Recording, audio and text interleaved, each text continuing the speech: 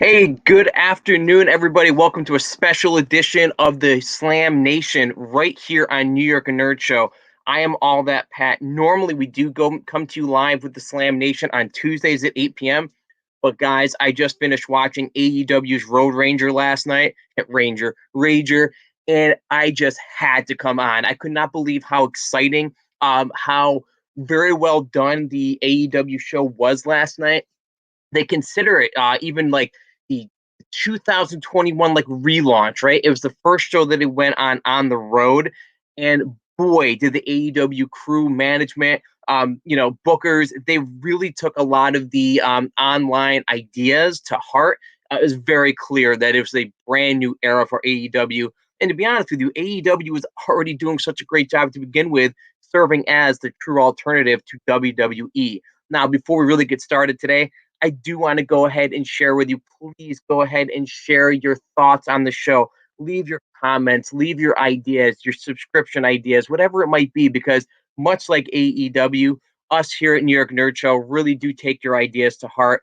Because without you guys, we wouldn't be having a purpose of doing this, quite honestly. Because Lord Cashin and myself, we do talk about it together, but we'd like to share it with you and get some ideas. So it's while you're watching right now, if you have some feedback about the episode, go ahead and leave it in the comments. We'll be more than happy to share your ideas because this is a wonderful show that we like to have with you.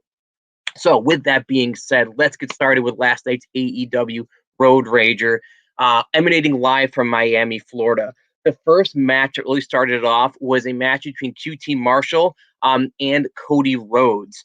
The Nightmare Cody Rhodes, he's basically been having a feud with QT Marshall. Both these guys in real life, had basically having helping train a lot of young up and comers. And this started a couple weeks back when QT and his factory basically turned on the Rhodes family. Last night, that strap match, it was a very solid match.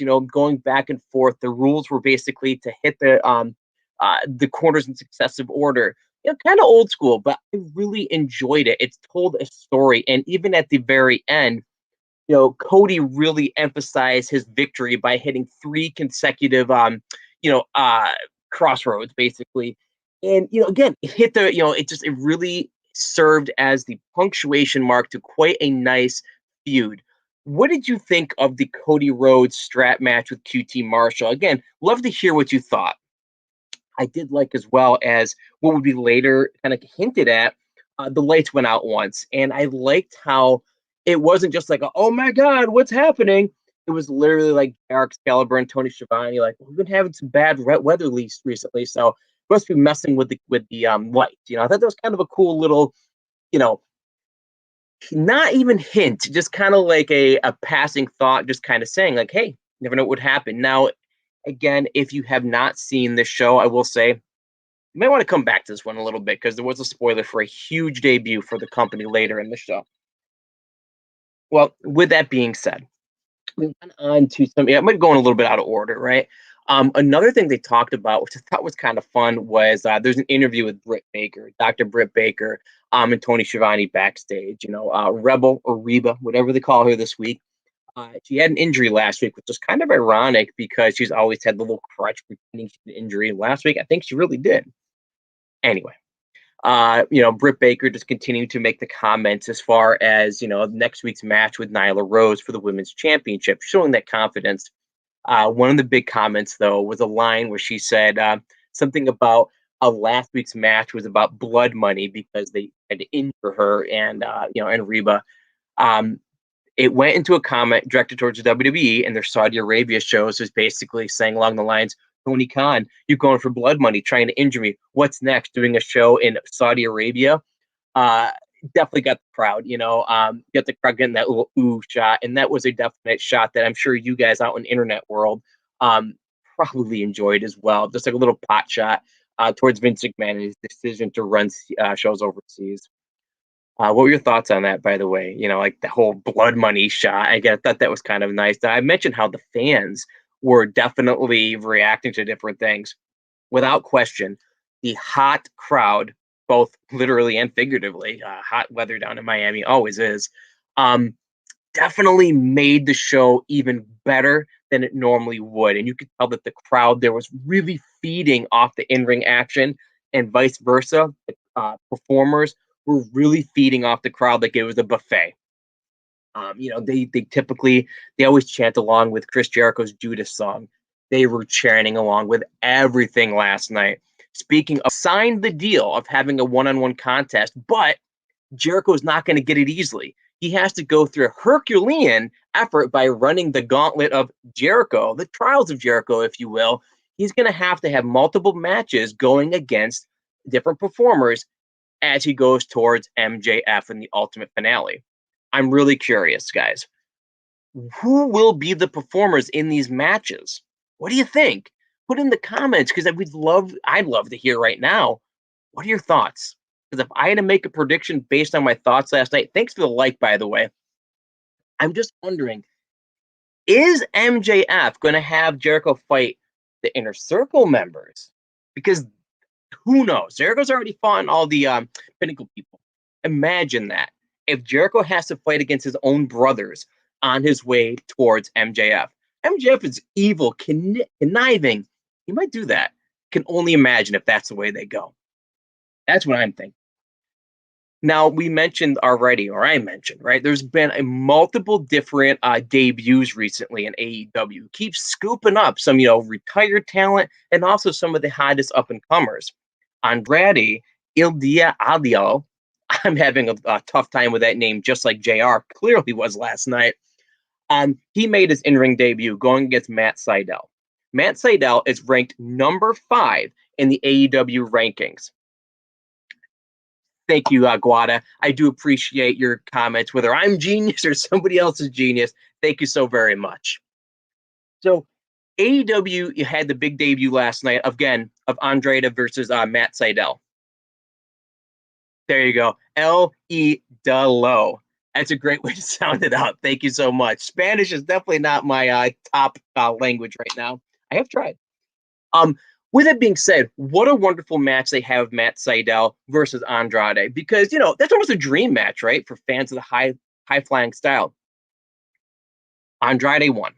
2 big takeaways I got from this, though. Well, his intro gear with the dark mask and everything. I think it's a reference to Marvel, but completely honest, with black mask. Could be wrong. Let me know. One thing's first, the match was great. Vicky even, did like a point to the sky as Andrade got on the top rope, launched into a chanting of Eddie Guerrero, of Eddie. Because he's a heel, didn't go all the way. It actually ended up being like, if you see that double foot stomp off the top rope with the guys hanging, I've always kind of like gone back and forth on that move because it looks so contrived. That particular one, though, Matt Sydal jumped up when he was up there, right, trying to block the Guerrero special frog splash. He tried to jump in the suplex. Andrade knocked him down, and he got hung upside down, and then he went for the foot stop. He did miss it. It just made that move look not as fake, right? So anyway, Andrade did win. He put over his Hangman DDT, his hooked leg DDT, but also after the match, he got him tied up into a double arm Rings of Saturn kind of move. That was very effective because I feel that you established 2 of his finishing moves in one shot. I'm assuming they're going to do that as one of his other finishes. Got it all set up in one shot. The biggest takeaway, though, it rippled through the entire show. Every match was under 10 minutes. Well, I didn't time it, but every match seemed to be smooth flowing. They didn't go too long, and it just got time for everything to be shown that night. One of the biggest, quote, complaints is that every match on AEW seems like a WrestleMania main event with like 32 kickouts, false finishes galore. You would have like a random women's tag match, no offense, but they had no buildup going through 2 commercial breaks. Why? Last night, again, they just had everything go smoothly. So again, that was one of the examples, right? Again, I think that went like 6 minutes and accomplished everything it needed to do. It felt very good, right? I enjoyed that. I have my notes here because everything just happened so recently. So I'm kind of going through this. Um, there was also a mixed tag match, right? And it went with it was Orange Cassidy and Christine Statlander, representing the best friends, going up against the Butcher and the Bunny. Again, there has been a little bit of a feud going back and forth. It was booked so well. Both teams looked smart. Even when the Butcher knocked out Orange Cassidy at the end of the show, at the end of the match, I should say, I thought that they were going to win. They didn't, though, because intelligently, Statlander reached out and tagged Orange Cassidy's hand as he laid on the ground. Loved it because, again, it put over Butcher as like he would have won. It didn't make him look bad at all, but it also made the best friends duo look like, intelligent people, right? Great match. She finished off the Bunny with the Big Bang Theory. Great finish, by the way. It's like an over the top. Looks like she's going for an Alabama slam, but it sits on her. Wonderful move. Again, got a great finish. We could see a rematch between these two in the future for sure. Loved it. And thank you, Lord Cash, for mentioning, Black Mask is from the DC universe. He really looked like that. And like I said, I know I've heard of the Black Mask character. Maybe something to do with the Joker. Could be wrong, but that's where I went with it in my head anyway. Um, we also did have a mention, oddly enough, of an MMA possible crossover with Conor McGregor's name being thrown around. Who knows? Check that one out because I'm really not super familiar with these particular people. It's a promoter from MMA with Amanda Nunes, which I believe was the first person to beat God, what was her name? Ronda Rousey. Could be totally wrong. Throw that in the comments for sure. Educate me here. But again, just some random thing, right? It gave the opportunity as well to show off the Murder Hawk monster because he has been shown not really well lately. He came out as kind of a face right there, and he beat the snot out of that particular promoter guy. Phone's blowing up over here if you can't tell. Lots of messages coming in about this hot show from last night. And he hit the death slam or whatever it is over the top rope. And he came across as a big deal by knocking out some guy from the other MMA world. Again, because the other matches were given less time, nice and tight, you can get those kind of things put in there. The Inner Circle versus the Pinnacle continued. There's a 6-man tag with Hager, a tag teaming with Proud and Powerful to go against FTR and Wardlow. Solid match. All guys got put into the ring, got this hit off their moves. Proud and Powerful and Hager were also brought to the ring by Conan. He's been part of this a lot lately. And then the Pinnacle is obviously out there with their normal dang it. I'm like so excited right now. I just can't keep my names in my mind, but of the Horsemen. It'll come to me in the middle of this, I'm sure. But basically at the very end of it, FTR did pull off the victory, but then Conan tried to get involved and he got put down, for his troubles as well. But again, continued the heat between them. Let's see, whatever. Oh, another thing, I almost forgot about this. This show is so packed that I almost forgot about the World Championship scene. Currently, they've been going through this long burn of getting Hangman Page as the AEW World Champion, which I do think is going to happen eventually. The Dark Order has been really pushing for him to go up against Kenny Omega. Finally, Omega did answer the call. He came out, crowd went bananas because basically Evil Uno got kicked in the nuts by Omega with one of the stupidest like schoolyard jokes about what's the king of Korea or whatever. Bangkok kicks him in the nuts. Whatever. What did you think about that, by the way? I am going mile a minute. Sometimes I have the mouth marbles. I can't get my words out. Sometimes I can't stop giving my words out. So anyway, big thing. What I liked about this, by the way, what I liked is that Hangman Adam Page had Omega completely set up for the buckshot lariat. He was on the ring ropes, staring him right in the eye, showing him that he had his number. Instead, he got in the ring, just got in his face. I think the fans are going to go crazy for this match. I anticipate they're going to go for this title match basically in September. Big, big deal. Do you guys think that when the next pay-per-view comes in September, that's the time to pull the trigger and make Hangman Adam Page, the champion. What do you think? Put it in the comments, because I'll be honest with you, I do. I think it's the time. Kenny's had the belt for a while. Most champions have had actually all champions have had long reigns. And I think it's time. I think that everybody's been wanting Hangman to get the title ever since the company started. Because if you don't remember, he was in the finals going against Jericho for the first AEW championship. Who knows? Could it be? I think it's time. But only AEW will show us whether they think it's time or not. We also had a really good backstage segment furthering the Darby Allin and Ethan Page feud, that rivalry. JR was in the middle. I liked the reality behind it. It didn't seem fake or forced or scripted. They're mentioning both of their backgrounds in the independent wrestling scene. Both of them kind of came up together. The big thing is, though, Darby has been in the business a lot less than Ethan Page. And Ethan Page didn't let him forget that. So there's a lot of, back and forth where Darby is kind of saying, yeah, but I apparently was better. Thank you, Lisa McCarthy, for your message, by the way. So that was a big thing, right? Is that they were, they came in at the same time. Well, they kind of work in the same time, but Ethan was prior to them. Anyway, next week, they're going to have the first ever AEW coffin match. Be very curious how they handle that, because, WWE's had casket matches for the better part of 20, 25 years with The Undertaker. I wonder how similar they will be. Honestly, is it still going to be one of those, you put the guy in the coffin, close the lid? Who knows? Believe it or not, I'd be really curious what you think. There was actually a WWE coffin match. Who were the competitors in that first ever coffin match in WWE? Put it in the comments. We're very curious who it is. Maybe give a little prize. Who knows? So basically, let's kind of go through my list. Make sure I don't forget anything. Yeah, I think we're pretty good. Basically led to, oh my God, the reason why you're here, the debut. Later in the show, Arn Anderson came out to kind of pump up the crowd, saying, like, can't believe we're back here in Miami. Woo! Got the crowds all, pumped up. The lights went out again. Lights come back on. Here comes the former Aleister Black. Crowd went crazy, without question. One of the things that I thought was pretty cool was that when you saw him, he had a very weird looking left or right eye. I got to think about my coordination. It was left. If you were following SmackDown with WWE and Aleister Black's last thing, he had a bandana covering his eye because of an eye injury.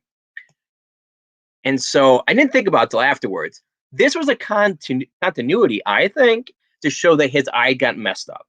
Maybe not. People just grasping for straws. I do that now and then. So anyway, he came out, slapped or kicked basically Anderson's head off. I love that because Anderson doesn't take a lot of shots. I mean, he's retired. He retired because of an injury, 25 years ago. Anyway, really put him out there. Cody Rhodes runs in the ring to protect Arn Anderson. He also gets the former Black Mass kick. Wonderful way for Aleister Black to debut in the company. One thing I thought was kind of weird is that Excalibur first says, oh, there's Tommy Young, whatever, or Tommy End, I guess was his name in the Independents. They can't use Aleister Black, obviously, for copyright reasons. JR jumps on that and goes, oh, okay, that's Tommy End. Okay, cool, that's who he is. Moments later, Excalibur said, oh, that's Malachi Black. That's what he's going by now. Did I miss something?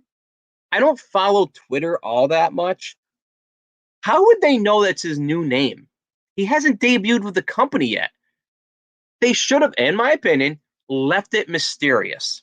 They should have said, like, he was Tommy Young, he was Black, whatever. Instead, they say, oh, by the way, we don't know that he's debuting with the company. Apparently he is, and this is his name that he's been given. I just thought it took away a little bit of the intrigue and mystery of it, and I think it confused the hell out of Jim Ross. Could be wrong. I'm not JR, but I can say as a viewer, I was confused. Another thing confused me, actually.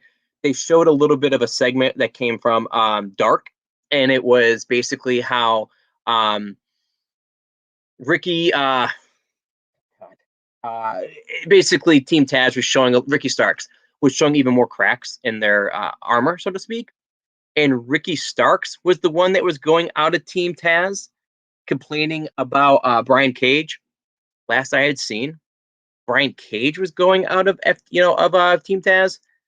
I don't know, very confused about that. But apparently, they're going to be fighting very shortly. A lot of trash talk was made.